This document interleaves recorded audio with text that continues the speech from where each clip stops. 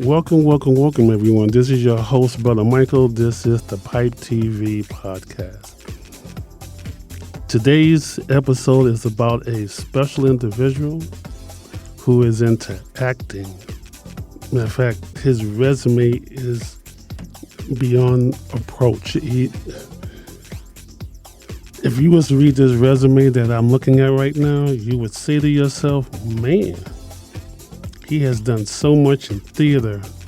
He's an actor. He does, in fact, right here it says he has dialects. He Spanish, English. Matter of fact, once we get involved, we will ask him about all that. But before we get started, I have a co-host here.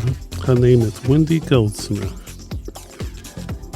She was on the show a few weeks ago. Matter of fact, her episode airs this Saturday on Brick TV. Also in the house, I have Simone Swartz. She has a book out called PTSD. And what helped me? And that's what helped her. Yes, indeed. Yes, indeed. And it can help you too. Well, without a doubt. So we got a full house today. But our special guest here, and we're going to ask him to introduce himself. Or if not, better yet. You sure you don't want to take a shot? Me take a shot at that? Yeah. I would like the person who knows you the best to introduce you. Okay. Because matter of fact, you guys are related, so let's just get down and dirty. Miss Goldsmith, can you introduce our special guest for today? Hello, everyone. Here at Pipe TV Podcast, we are proud to have in a studio a New York-born, well-trained actor who has touched and experienced all sections of the acting arena. From Broadway, off-Broadway, commercials, theater, local theaters, and he's just a phenomenal actor who brings so much skills, diversity, laughter. He also does comedy. He's just a phenomenal actor, and he just so happens to be my nephew. All right. So today I present to you Mr. Cheveyo Madu Abayomi. All right. Look at that. What's up, you guys? How you guys doing? Hey, welcome. A big head now. I don't know how to follow that. Jeez. Oh, man. Expectations. It's better than what I would have done. Now, I mean, that was impressive. Thank you. But yes, Wendy Goldsmith is my aunt. She does a lot of charitable work with her company, Chadu Ben, I think that is. So yes. Big up to Chadu Ben. Go check them out. So big up to everybody around. It should be a good conversation. How you doing, Michael? I'm doing just fine, sir. Yeah. So what can I call you so I don't stumble over your name? Okay, let's make it easy. Because my name's Cheveyo, but I'll let you off the hook. You could call me Chevy, like the car, Chevy, or Chev. Oh, right, Chevy. Okay, all right. That should work. Yeah, as long as we don't speed up and go forward. No, okay. I mean, unless you need to go there, that's fine. You know what I mean? I'm on your time. I like that name, though. Thank you. Yeah. Thank you. Cheveyo. Appreciate nice. you. But what's the ethnicity behind it? It actually comes from Hopi Native American. Oh. And it's actually it means spirit warrior. Mm-hmm. But they use them as, it's called a kachina in their culture, from what I understand. And they used to use it as like a boogeyman thing. It's like, oh, if you don't listen, Cheveyo's going to come and get you. But it's basically like kind of like a avenger god. Okay. So kind of like, Godzilla, come back and mess everything up, but it's to bring order to the chaos that's already out there. You know what I mean? So. Interesting. Yeah. So do you feel like you bring order to chaos? Do you live up to your names? A lot of times, not to like to my own, but at the same time, it's not like, I'm trying to smell my own fart or anything. It does happen just because I'm trying to be more harmonious with the people around me. But it's not that it's easy or anything. It's just, I try to put myself in their shoes, see how people are feeling, try to assess why, and then be a solution if I can. But if not, I've also learned to like not get too involved because that's also dangerous too. So you have to like kind of have that barrier and like, okay, what's my job versus their job? And here, this is what you want. Cool. If not, I'm gonna be on this side. You know what I mean? So kind of like that. Okay. So this is Wendy. I've seen your resume, of course, and Yeah. everyone here in the room has seen your resume as well. Mm-hmm. Were you one of those kids growing up saying that I wanted to be an actor? Not quite. It's weird because the thing is, I grew up watching like some animes back in the day, and there was one in particular that I was like really fixated on, and so like I made my own fan fiction based on it, and wanted to make like my own like live action anime in a tent, whatever. But my parents was like, oh, we don't know if we have the money and whatever, so it's almost like an unfulfilled dream, just trying to create that. Mm-hmm. But essentially, what I wanted to be was a Power Ranger. So, like, that's the main reason why I wanted to get into acting and everything. Now, if I thought about it all over again, I'd be a stunt man because I like the adrenaline rush and just, like, staying fit and all that. But, like, at the time, my mom was like, no, I don't want you to do anything. I'll break your leg. Oh, you can't be, so all that. So I was just like, let me not do that. But if I could do it all over again, that's what I would do because, yeah. So at what age did you actually decide acting is something that I wanted to do, that you wanted to do?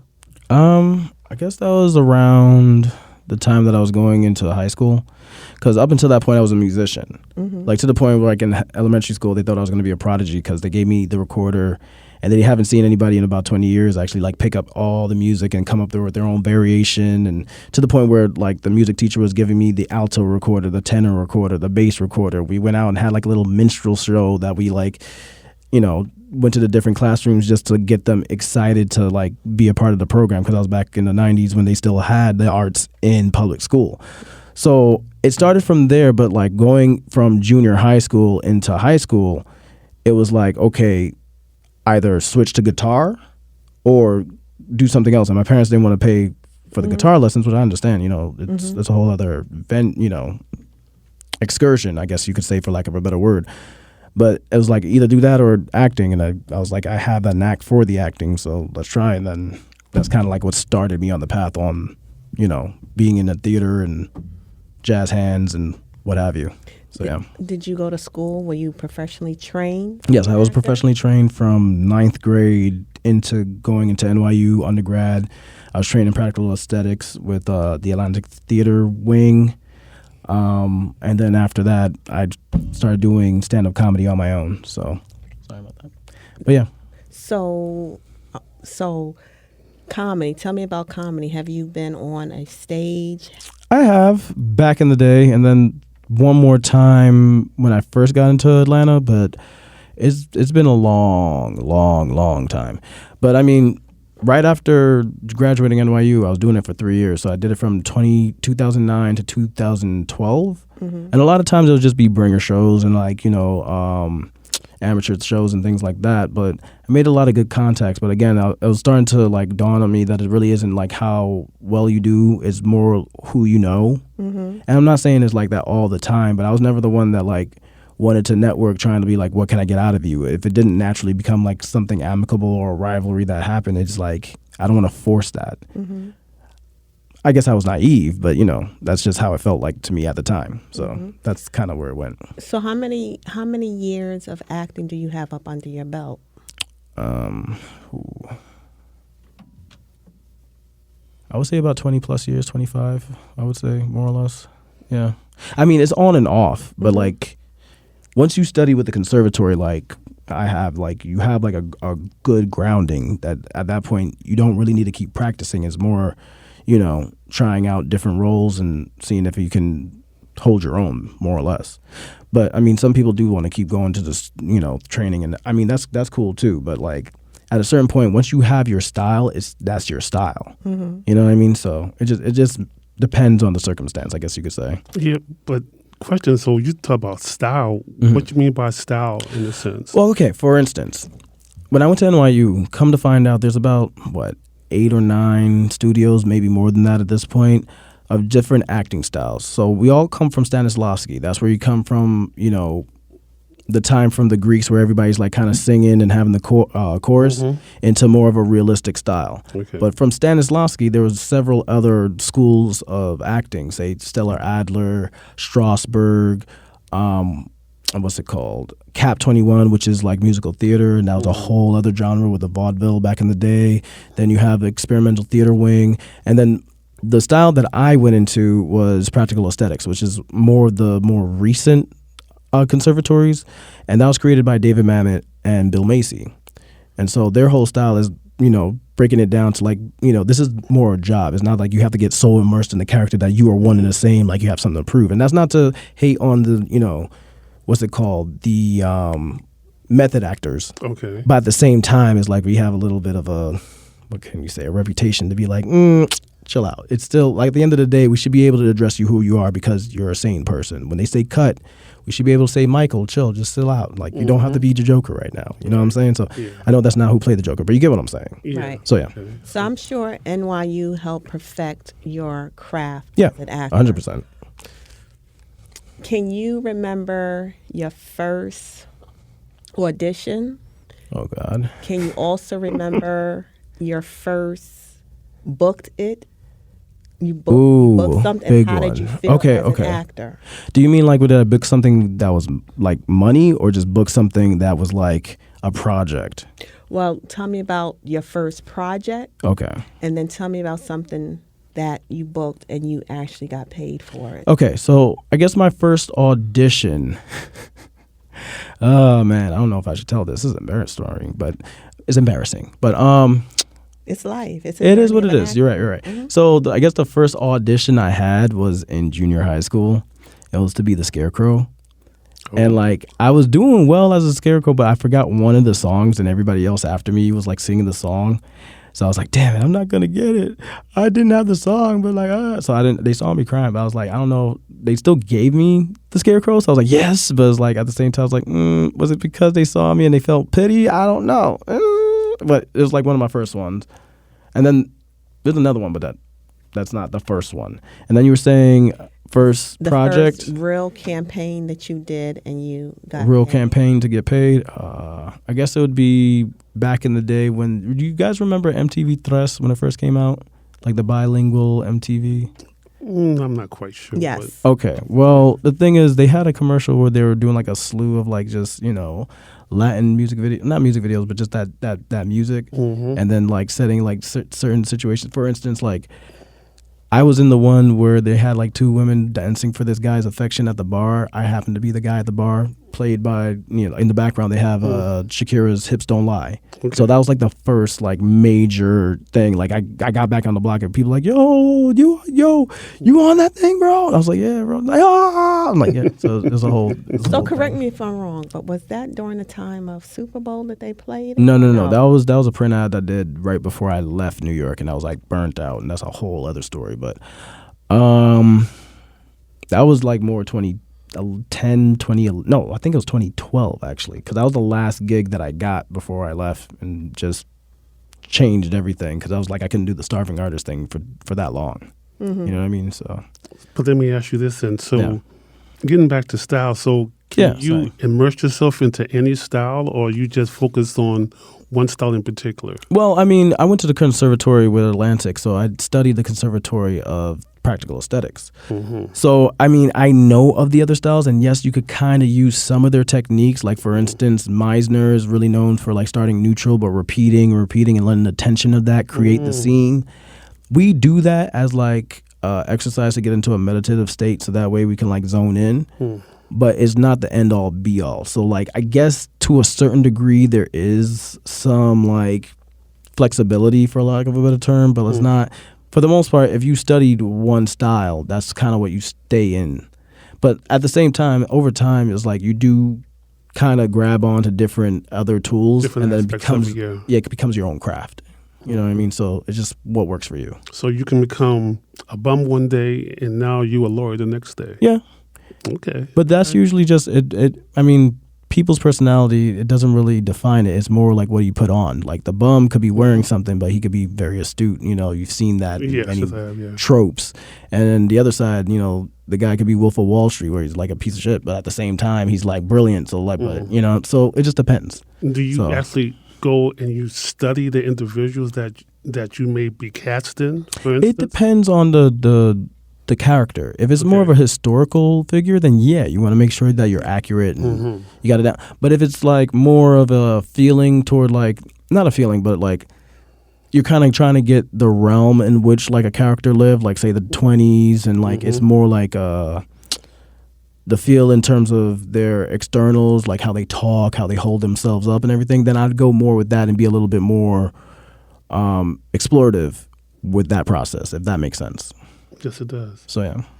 Because I also notice here that you speak several dialects, or if I said it correctly, accents. Excuse me. Yeah, I mean, especially early on when you're trying to get as much work as you can. Like I'm light skinned, so it's like I'm gonna try to play that as much as I can. You know what I mean? So I had to develop like an English dialect, a Trini dialect, and I don't know if I could jump straight into those things, but like I think even like what is it called, like the West African dialect, or like I guess that's, I don't know if that's West African, the Wakanda one. So yeah, so you know, but like we can't get a taste. We can't get I a don't sample? know which one. me don't know which one you want first. You want the Trini? We can do the Trini, no problem, because we grew up with it. You know what I mean? Okay, all right. So me give me two for too damn stupid. You need to move your tail before me give me 2 licks in your backside. Okay. You know. But that's just because my best friend's mom was Trini, and I grew up with them too. The other ones I haven't practiced in a while, so forgive me. Let me see. Hold on. Yeah, I see here Spanish and British. Let me see. No, I mean, because if I'm trying to get the Cockney going, it's a really hard one to just pull in, you know what I mean? Because it's really close to English, but it's not really that freaking close. All right. But you have to really know, like for most people be saying you're fucking, and that's not it. That's more Australian. When they say f***ing, they won't say f***ing like that. That goes up just like we'd say f***ing. It's the same thing. Right. But no, most people don't think like that. So I mean, so it's little stuff like that. Like we had to go. You know, I like that. I know that was a little dirty. I'm sorry. Oh well, it's cleaner than You most. convinced me. Yeah, well, there's more Cockney, so it has to be a little bit more. Yeah. So kids, go to bed. I'm sorry. But it is what it is. So do you have any projects? Well, I should ask you first. Do you write? I do write. Yeah. Do you have any projects that is coming up the pipeline? Right now, I do have something that is in the fire, but I can't really talk about it too much. But I will say this: I am trying to put it in the same style as like a Netflix special, but just a little bougie spin, I guess you could say, on it, because I am from theater, so it's what I have to do. So you're looking for sponsorships and things of that nature? At some point, yes. We're still in the beginning stages, so it's like, you know, we may have like a working name, but even that I can't disclose quite yet, because we're still in, seriously, the mixing pot of everything. So it's just like, you know, me having a voice recorder, doing my process of like bringing the chaos in my mind and then bringing it to the missus and being like, hey, can you parse this, because that's my secret weapon. Y'all didn't hear that, but that's my secret weapon. So definitely we're looking for women are everybody's secret weapon. Yeah. So we definitely I have to keep them around. No, we're definitely looking for sponsorships, major production companies. Netflix, he's a hot one. He's a hot one. There's a lot of other production companies I'm sure that would like to grab you. But if they're interested in getting in touch with you for sponsorship or major TV brands, they can definitely call 917-748-0306. Let's repeat that one more time, please, so they can really hear it. You can call 917-748-0306. I'm cheering for him because he is my nephew, but more so because I know that he's a very skilled actor. And he definitely has what it takes. He just has to be placed in the right position with the right people, and I'm sure that you will be happy and grateful that you jumped on board. So what is your ultimate goal as an actor? Well, at this point, like, I was okay with just being, because I switched from acting to electrician. Now I'm like an electrician through IBEW, and I'm grateful for the opportunity, because but you always have to have a backup. Right. But the thing is, that's what I'm saying. The backup was the electrician thing. So now that I'm a full-fledged electrician, it's like now the world has opened up. Now I can, like, pay for things and, save money, have a little nest egg. So what I really want to do is just try to see if I could do this one-man show, put money towards it and see what it is. Because I was okay with just working with community theaters in my area and things like that. But I've seen time and again, every time I try to push the envelope to try to, bring them and like kind of heighten that level, there's always pushback. And it's like, no, we don't want to do that. And I think they're doing that because they want to make sure that they're safe. But I think at this point, it's like, it's time to challenge that notion, because this thing that we call theater, it comes from the ritual of coming together, being around the fire and sharing these stories, becoming one just through humanity's experience that we have night after night after we do our daily thing. And so I think we lose that when we try to commercialize it a little too much. And so for me, I guess I want to do work that's really worth it, that really does challenge the moral fabric of the society and try to like really spurring on those conversations that might be too hard to have or even might be too existential, just to shake things up a bit. Sometimes you have to step out the box. Exactly. And that's always where I am. It's like I like doing things that really stand out and might be a little uncomfortable, but at the same time, it's worth it in the end. And the thing is, and this is the key, this is the key, there's a lot of people who are scared to step out the box, and they'll try to persuade other people to stay in the box. But what if everybody stayed in the box? The creativity and the direction of a lot of these people out here would not have blossomed. Of course not. And been household names. So you just keep pushing. And of course, if you would like to get in touch with Cheveyo, you could call 917-748-0306. If you want to shoot him an email, you could send an email to Chidubem Inc., CHIDUBEMINC @gmail.com. If they wanted to follow you on social media, what would you be your social media? I guess right now you could use the Madman Madu at IG. I'm not really on there like that, but you can try as Mod like MAD, Mon like the Jamaicans say, yeah, Mon, Madu, which is my middle name, at IG. So there you go. So in your experience in all different segments of the acting platform, which one draws you closer? Do you like drama? Do you like comedy? Do you like it's wherever they're foolish enough to give me a mic because I like to talk. I guess I could blame my mom for that. But really, it's whatever is compelling to me. Like at this point, like last play I was in is called Leading Ladies. I was in a dress for half of it. I know Cat Williams probably drop kick me in my knee if I was somebody important. But like you are important. No, I know. But the thing is like I did it because the comedy was there, like it's written in there. You know what I mean? It's part of it. They're like trying to con this old lady, and the nephews come to find out was the nieces. They're like, screw it, we're still gonna put these dresses on and get this money. You know what I mean? So, and also comic relief, and it was fun because I got to steal the show every night. So. Yeah, one of the things that I always find very fascinating is this person. I cherish her. Her name is Allison Williams Foster. She is what we call a triple threat. Quad threat, really. She can do acting, dancing, everything else. So noticing here in theater, when you are doing theater, is there a particular way that you go about preparing yourself? Because if you are going for a particular role, you have to be able to sing, dance, do all those things. It depends. It depends. Okay. The thing is, like, it's weird because I'm one of those ones that's like triple threat, but I don't like musical theater, even though I'm like kind of made for it. Okay. Like I can sing well. I'm more baritone, so I have to retrain my voice. It's been a long time. Right. But like dancing, I did like break dance, like especially like the whole back in the day, You Got Served. I'd go to every club in New York City and be like, battle me. Let's go right now. Okay. So all right. Love that. And then like acting, I've been doing it for years. So I should probably go see that. But again, it depends on what role you're going in. Now, if you're talking about mostly like drama or comedies, which I do, a lot of it for me, aside from doing my work by going through the script and reading it and everything, I do a lot of, I guess you could say, integrating music into my process. Because usually on the subconscious level, it kind of like influences your body, and at least for me, I'm a dancer, so it's like my body moves a certain way depending on what I want to adjust to. So that's one way that people do it, but everybody's unique in their own way. Most definitely, because I've been to maybe 2-3 theaters, and when I watch how the rehearsals go. Because in theater, you got to get it right the first time. There is no, cut, go backward, cut, go back, cut, go back. During the show, yes, but in rehearsal, you have plenty of time to get it all messed up or whatever. But you have, and that was another problem I was having when I was like trying to do the community theater thing.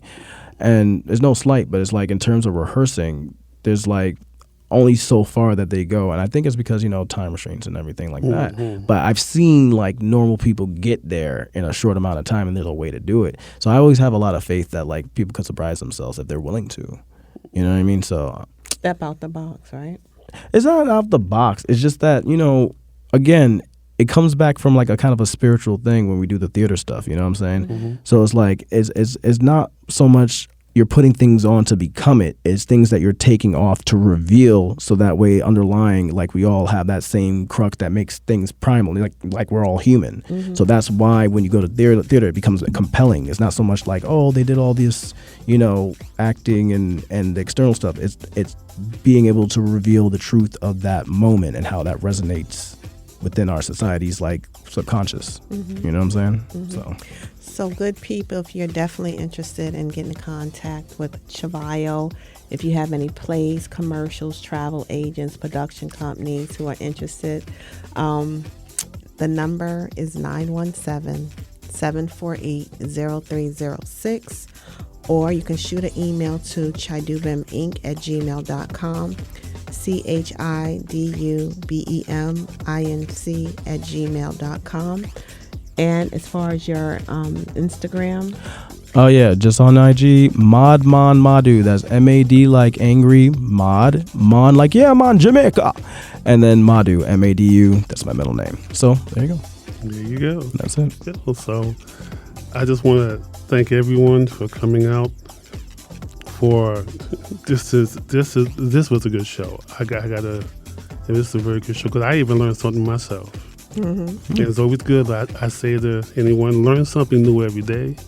If you have a question, ask the person who knows. And that's what I did. I asked the questions. As far as acting, theater, will I get into it? Nah, I don't think so. It's hard. Yes, it's hard because I can't remember my lines. I can't remember what I even did yesterday. Yeah. So and then it's like you always got to be looking for the next job too. So it's like you got to be dogged extremely. You know what I mean? So it is what it is. Yeah. So I want to thank Simone Swartz for coming through. And you want to mention your book again, young lady? Oh, yeah. So who doesn't have PTSD out there, right? No, I'm a veteran, and I write about PTSD. My book's PTSD and what helped me. So but this was great to hear from an actor today and learn about Broadway. So thank you for having me be here. Yeah, it's our pleasure. And I just want to also thank my co-host, Miss Wendy Goldsmith. She's going to choke me later on, but I got a strong neck. We're going to be good. Yeah, that's right. Shaking me up a little bit. Again, this is your host, Brother Michael. This is the Pipe TV podcast. I'm here with Chevy. Yeah, look at that. I got that one right there. Yes, you did. See? Yeah. See?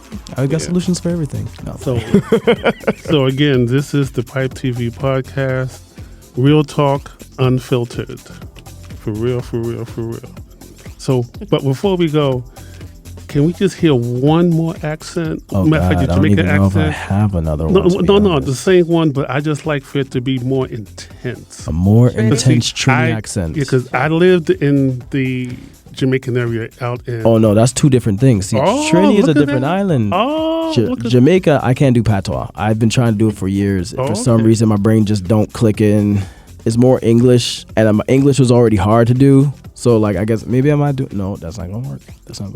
Let's go for Trini. Yeah. No, the Trini one is fine. I mean, I could just talk... What do you want to say? You want to talk about what I do for that every day, make sure I don't get shocked when I go in the job, don't get injured too hard, But, we work from dusk till dawn, so I got to put my feet up when I get home, feel good, watch TV, lime and ting, All right, now, here we go. Now, that was Chevy, y'all. And appreciate you guys. Again, this is the Pipe TV podcast.